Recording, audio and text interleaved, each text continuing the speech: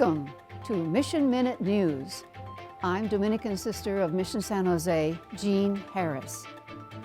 First, the headlines. Pope Francis, a unique moment in South Sudan. Pope grieves losses in Turkey and Syria. Celebrating St. Joseph Inadamus, SVD.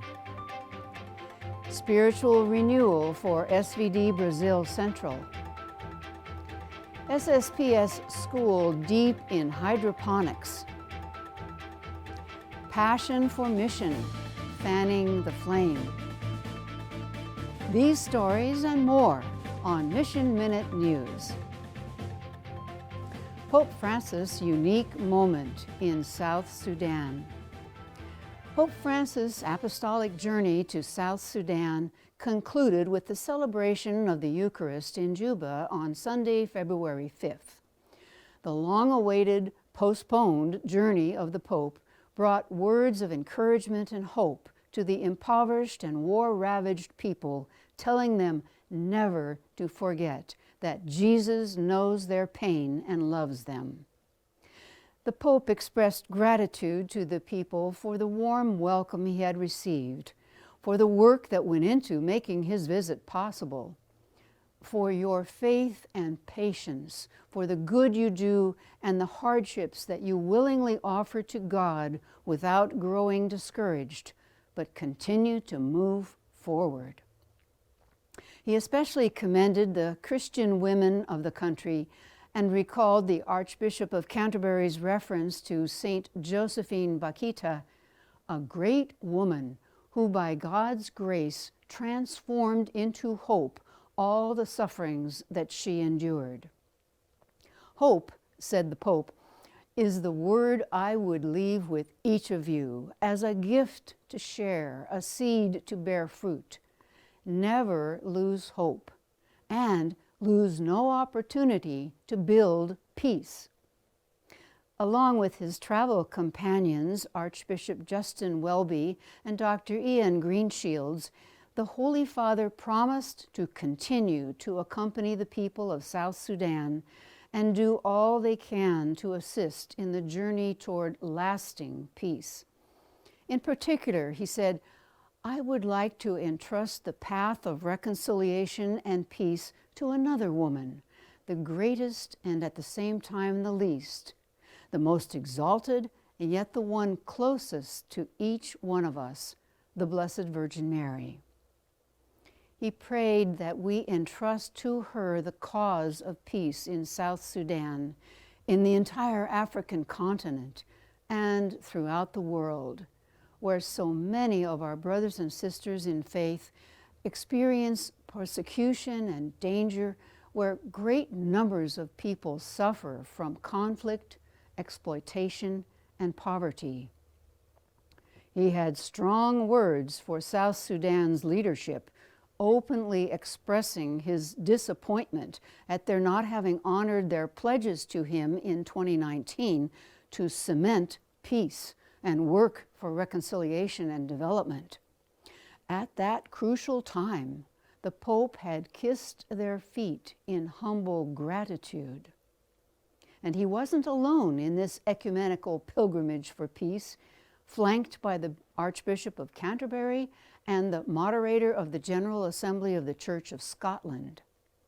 Together, their voices were one, issuing a powerful appeal for peace and reconciliation in the divided nation, and challenging the country's political leaders to stand true to their pledges to work for the common good and to shy away from corruption and personal benefits. Miklos Gostoni, a political analyst and humanitarian expert with many years of experience in South Sudan, said, if the political elite in South Sudan thought that they would encounter a frail pope engaged exclusively in a spiritual mission without getting involved in some of the toughest parts of politics, they were absolutely wrong. During these events, the incredible joy of the South Sudanese people was palpable, despite dismal living conditions, desperate poverty, and a seeming lack of future. Gotsonyi also observed, this is a really powerful thing that we need to understand, related to the level of suffering and sadness that the country has been in since 2013. So this visit has marked a really, really important moment. Pope grieves losses in Turkey and Syria. Pope Francis was deeply saddened to learn of the huge loss of life and property caused by the powerful earthquake that struck southeastern Turkey and northwestern Syria on February 6th. He sent words of solidarity and assurance of prayer to the apostolic nuncios of the countries. The 7.8 magnitude earthquake rocked wide swaths of the neighboring countries as well, toppling hundreds of buildings and killing thousands of people.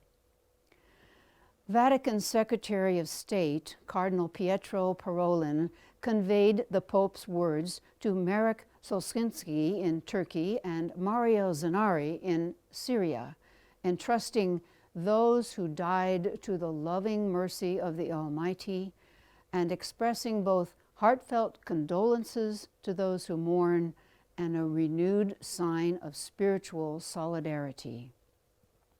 He prays that the emergency personnel will be sustained in their care of the injured and in the ongoing relief efforts by the divine gifts of fortitude and perseverance.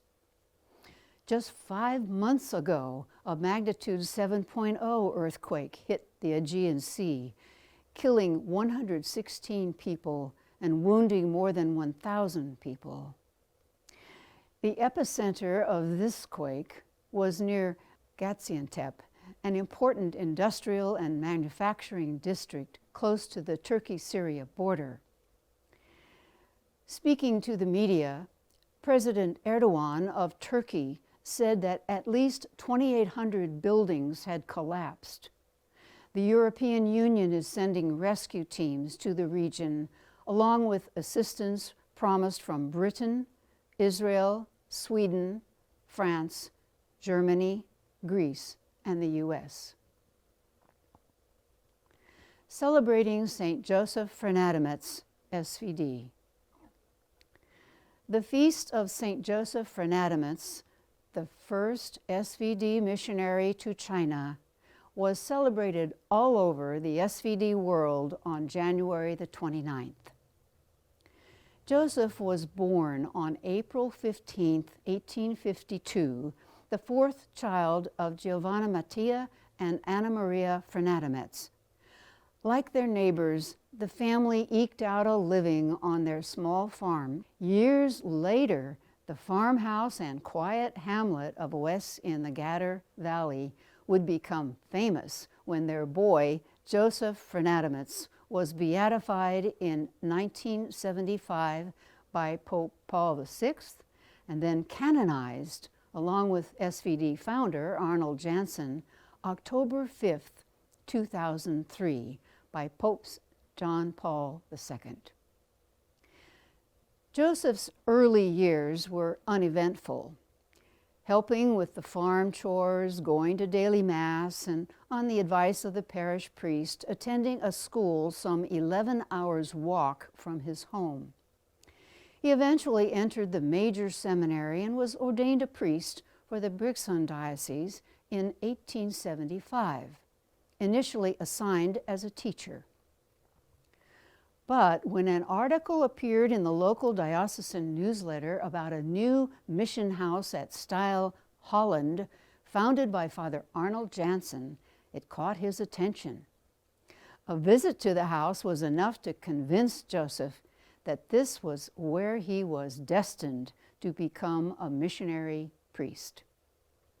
Joseph joined the fledgling group in 1878, and barely a year later received his SVD Mission Cross, along with Father John Baptist Anzer. After a last brief visit to his family, he would never again return to his homeland.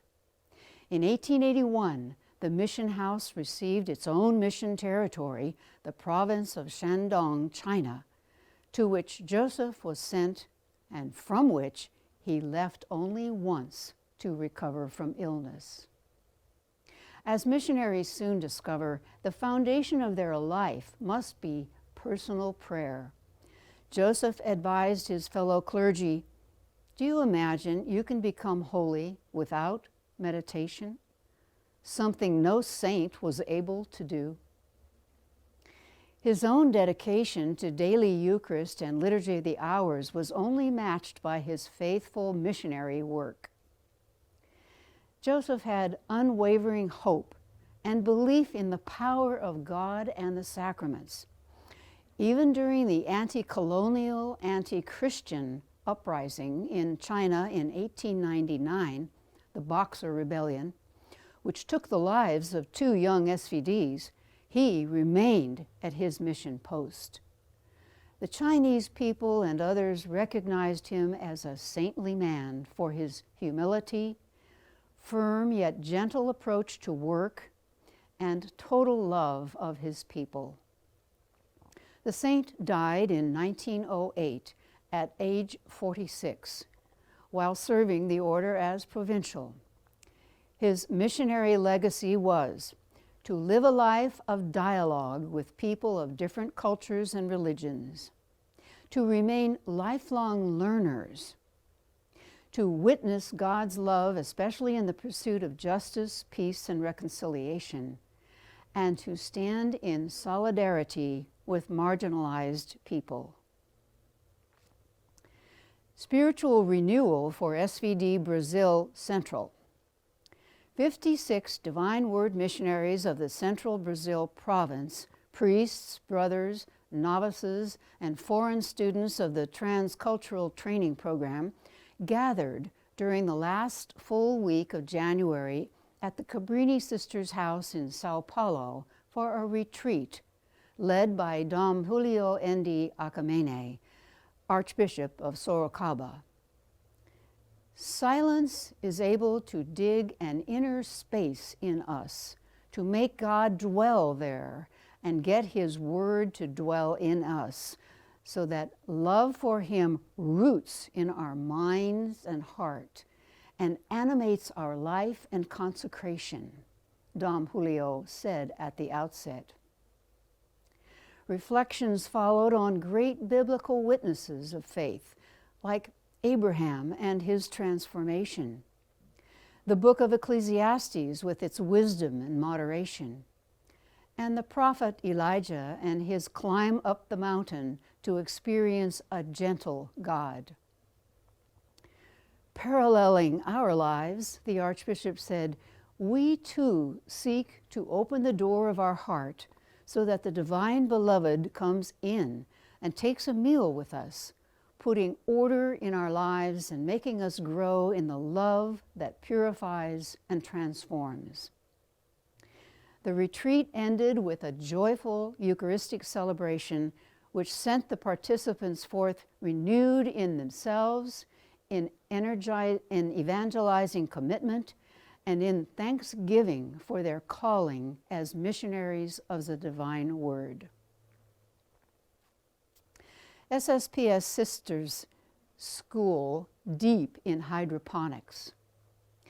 Students of the SSPS Arnold Janssen Special Education School of Rafael Calzada, Argentina, South Province, are excited with their new learnings.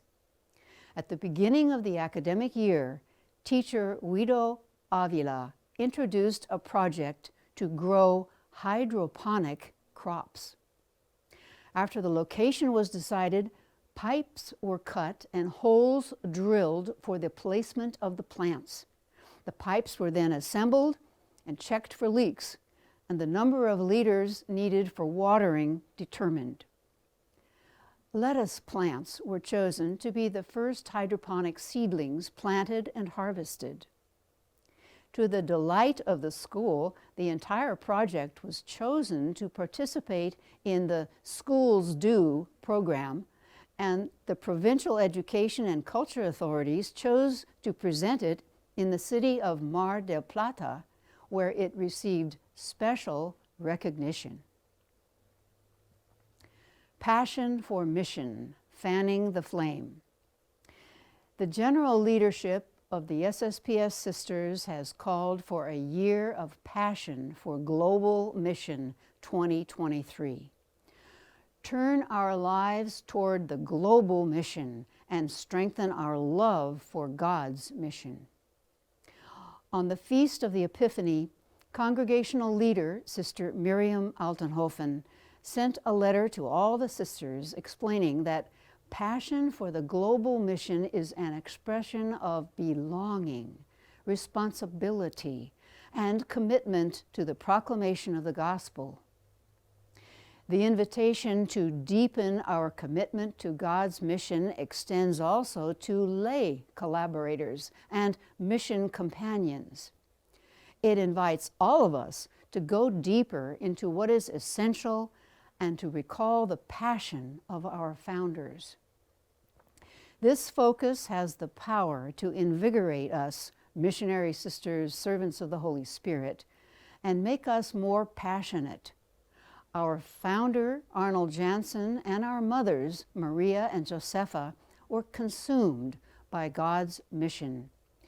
They were ready to go anywhere or to serve anywhere to make known the love of the triune God for humanity.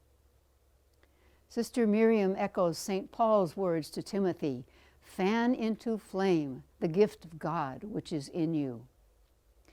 The 2023 project includes the founding of a new mission in Africa, in the Congo, encouragement to the sisters to share their various mission stories, and the offering of 4 webinars by Sister Mary John on synodality and global mission. Saving forests to save people. In 2021, the World Wildlife Fund awarded a dedicated Zambian forest ambassador, Miwali Krishashole Mumba, a fellowship to continue her 15-year dedication to saving Zambian forests. Miwale follows the science that says forests need to be sustained and sustainable to mitigate climate change. She also believes that the local communities need to be involved. Her reasoning is multifaceted. Yes, trees purify the air for people, absorbing carbon dioxide and releasing oxygen, as well as providing habitat for wildlife. But they also are sources for products used by the community for both consumption and livelihood. And Zambian communities need income. Previously, they used forests for charcoal production by deforestation, which was their answer to droughts, power cuts, and increased urbanization. Now, thanks to Mwale's and others' efforts in forest management and conservation, carbon trading and other measures are being employed to push and integrate sustainable forest management. Mwale explains, a carbon credit value is assigned based on how much CO2 a forest can absorb and store. Companies, governments, or individuals seeking to offset their emissions can purchase these carbon credits. They pay the community living in a forested area and the nation at large, as long as that forest is conserved. Planet Earth needs more ambassadors like Mwale. Persistence pays off. It's said that one person's trash is another person's treasure. This was certainly true for Alan Carl Larson, music professor emeritus of Webster University, St. Louis, Missouri. In 1973, as Larson and his family were moving into their home near the Webster campus, Larson found on the sidewalk a pile of discarded letters from 1958 between Conrad and Hilton, who died in 1979, and two sisters of Loretto, Francetta Barbaras and Jacqueline Grennan. The women were requesting Hilton's help in funding what became the Loretto Hilton Center for the Performing Arts on the Webster campus. Hilton was educated by Loretto sisters and had a lifetime loyalty to the congregation and to the work of Catholic sisters generally. The letters chronicle the sisters' persistence and Hilton's eventual embrace of their project. Reading the letters, Larson found himself hooked, and in the ensuing 36 years of orchestral and choral conducting at Webster, more and more eager to share the charming exchange with the world. He self-published a book in 2019 entitled The Sisters Backstage, a story of faith, perseverance, and the Loretto Hilton Theater. And he's currently working on a play based on the letters. The founder of the Hilton Hotels and Resorts and the Conrad N. Hilton Foundation eventually provided $1.5 million of the $1.9 million needed to build the facility, which opened in 1966 and has become extremely central to the art scene in St. Louis. Opera Theater and Repertory Theater of St. Louis both perform there, and the university itself has a major theater program with many graduates moving on to work in television. One of the things about Webster president Sister Francetta and then Sister Jacqueline, who succeeded Barbaras, is that they just don't give up. Hilton tells them, "I can't help you this time," when he first turned down their request. Then Sister Francetta responds, "I respect very much all that you do, and I do understand how many are dependent on your help. Your message to me is completely satisfactory." And then she goes on to say that she is certain he will eventually help her with the needed money. The letters tell the story of faith, hope, perseverance, and philanthropy. They could also serve as a three-step course in fundraising. First, show immediate interest in the prospective grantor. Then slowly go into your needs and the ask. Second, always use good grammar, good language. And third, be passionate about your cause. Even today, not many people in St. Louis know the Loretto Hilton Theater connection.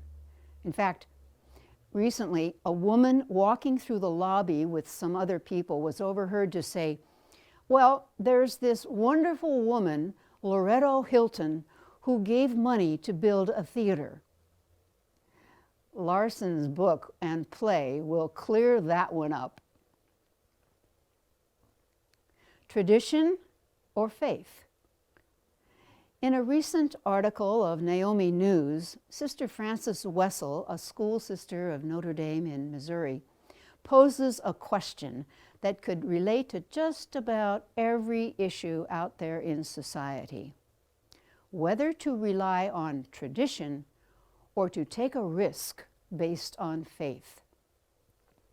Wessel boldly declares that maybe it's time to ask whether going with the traditional response may be more of a worship of the ashes, a comfortable, easy choice at this time in this place, rather than an opportunity to risk, to trust, to open a new path. The way things worked for that time and place, Wessel says, and we should be grateful. But at this post-pandemic time, for example, we have an opportunity to call upon the creative Spirit of God to guide our decision-making in the paths we make today, with each other. Jesus put it this way: don't put the new wine of today's issues into the old wineskins of tradition. Put it into new skins guided by faith.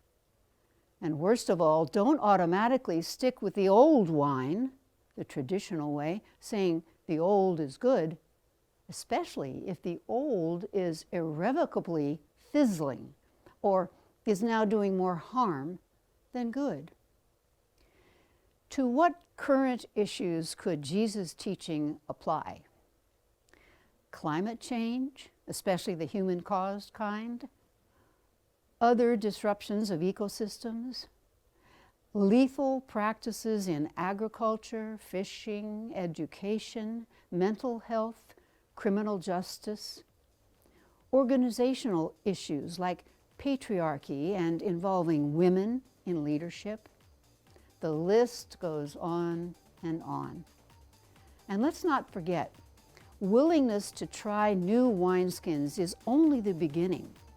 Developing those new skins is equally daunting. We pray to God for wisdom as we decide between tradition and risk.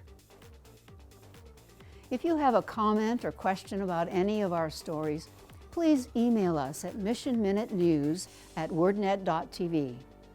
You can also post your comments below each video on YouTube. We promise to respond. Please subscribe to our YouTube channel and click on the bell icon.